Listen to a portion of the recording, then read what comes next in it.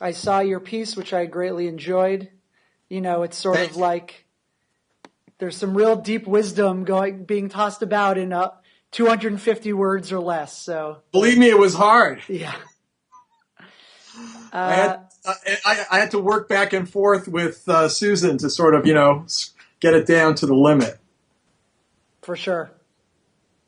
So tell me one phrase that I was particularly interested in that you used is embodied intersubjectivity. Yeah, it's a very hot phrase now. So what does that mean? I'm curious what that means to you. Take me through it. So first of all, embodied means that the functioning is made necessary by possessing a body. That is, the experiential aspect requires you. That is, ghosts can't do it. A lot of this comes down to, I think, the genius of Judaism, which is the integration of mind and body. Whereas there are a lot of other religions, I guess none I'm going to name, that would prefer to actually, separate the two, make one good, make the other bad, and actually make life a lot more difficult in many ways.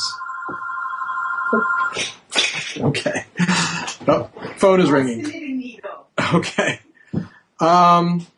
So embodied intersubjectivity is coming out of cognitive science, modern cognitive science. There's actually a whole project going on now in Europe called TESIS, the study of embodied intersubjectivity. ESIS, something like that, embodied intersubjectivity study.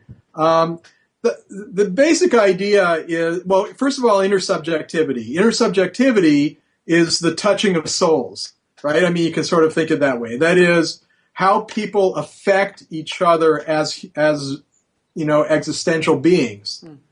And the way that we do that is through the use of our bodies. I mean, we speak, so it's dialogical, but we also gesture, we touch, we interact through embodied mechanisms. It's the only way we can, really. And what Judaism does is it sanctifies all that.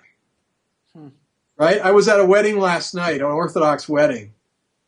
I mean, that's what this is all about. It's about Kiddushin. It's about, putting the ring on and taking it seriously.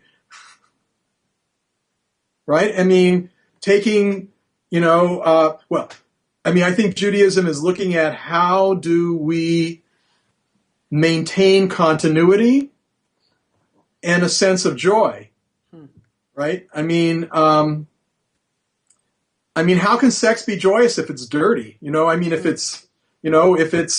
on the other hand, if it's happening indiscriminately without any mindfulness about what the consequences are or what it's all about, I mean, that's also, terrible, really. I mean, that's also not something you want to encourage.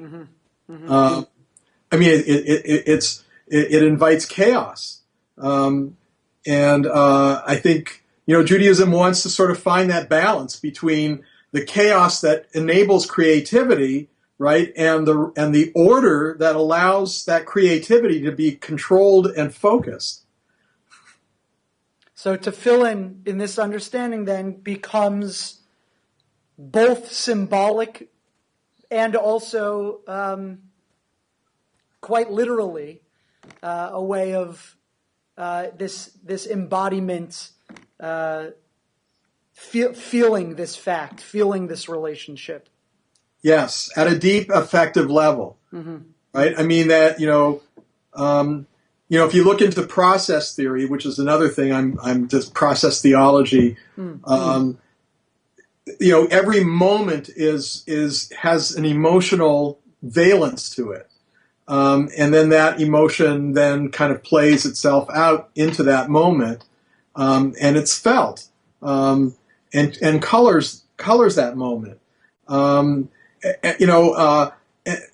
And one of the ideas of embodiment is that it emphasizes action, right? Another huge thing in Judaism, right? And another piece of what I put into that little squeezed up statement, which is that you can believe and think and, in your head, carry on all you want. Mm-hmm. But until you act it out in reality, it's all theoretical and meaningless. Right? I mean, it doesn't have an impact. Correct. And I think that's what embodiment is about, is like taking that theory and making it, work for you and for, the gestalt of the situation. And I was thinking about this coming back, and there was something else I wanted to say. There's the idea of continuity through fecundity, right? Which comes back to Kiddushin as well, right? That is, and that's what Judaism is about, kind of transcending time through a continuous linkage across generations. It's interesting. When I think in my piece, you're right. Erusin, in its most sort of obvious usage, is about relationship, and it's about sexual relationship, and it's about marriage. I chose, for this piece, really was thinking about it less in that lens and more broadly spiritual, Hashem, relationship writ large, which I obviously think it applies to as well. But I appreciate that you are regrounding it really in the sexual and, of course, the embodied. That's where it takes place. So that's an important pairing. I think I used the word erotic, right? I mean, the erotic yearning. Mm-hmm.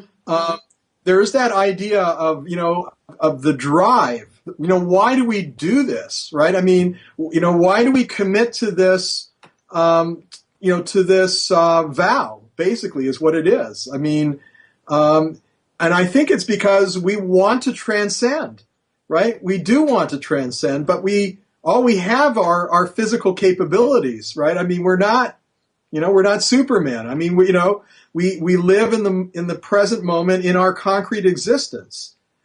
I mean, as human beings, we can think about lots of other things. We can reason through all kinds of things. But ultimately, again, it comes down to the concrete reality of what we actually do with that information, what we do with the theory. Yeah.